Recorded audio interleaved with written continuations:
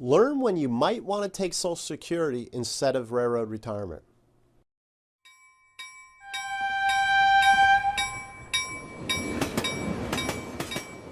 Welcome everyone to another edition of the Highball Advisors Railroad Retirement Whiteboard. My name is John McNamara of Highball Advisors, and today's topic is we're going to talk about Social Security and railroad retirement.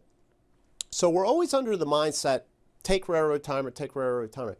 But there's certain times, I must say, that you should be looking at Social Security, right? There's certain situations that come on that are unique, but that you should be looking at Social Security. So I thought I'd go and highlight a few of these and see if they might apply to your situation. So just to refresh everybody, right? Social Security is going to be your top 35 non-railroad earning years. That will be your Social Security payout amount, all right? Now, your Tier 1 takes your top combined 35 non-railroad years and railroad years. That makes your Tier 1, all right? And also, the other thing I put down here in the notes is, remember, you can never collect railroad retirement when you're working for the railroad, right? Because the Tier 2 is always growing, that type of thing. So you can't ever collect that. So let's get into the 4 reasons that you might want to take Social Security instead of railroad retirement. First one is if you have a minor or disabled child, right? You might need, you got to take Social Security, right? Railroad Retirement Board isn't going to pay out on that. However, the Social Security will. So that'd be one situation there. Perhaps you're still working for the railroad and have reached full retirement age. So you can go collect Social Security and just, you know, it won't be a significant amount, perhaps, depending upon the number of years of service, but you can collect your Social Security while you're working for the railroad and not turn on your railroad retirement.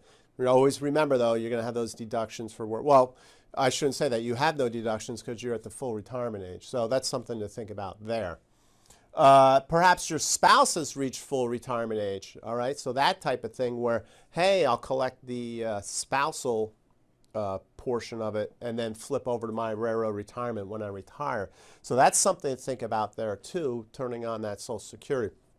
And then finally, this one here, and I've done, you can check out my video, Social Security and railroad retirement goes through a lot of this also here, and we'll put a link in that to that video. Is depending upon how many years of service you have, right? So it might be something where, you know, I'll start out in railroad retirement and collect Social Security later. I always like to run it out to 70, collect those delayed retirement benefits. Meanwhile, collecting my Tier 2. So that's definitely a strategy you want to think about depending upon the years of service. You know, if you're like a 20-year above in the railroader, that's not really applying to you. But, you know, those people that do 5, 10, maybe perhaps 15 years, you can look at this Social Security railroad retirement strategy. So these are 4 times that I outlined that where you might want to look at Social Security instead of railroad retirement. So I hope you found this helpful. Reach out to me, especially as you're nearing retirement, right? These are the discussions that we're going to have. We'll talk about that in the boarding for railroad retirement process, the things I do to help railroaders get ready for retirement, right? That boarding for railroad retirement process. Subscribe to my YouTube channel. Appreciate that. Share this, especially if you know people in this situation with other railroaders. I appreciate that.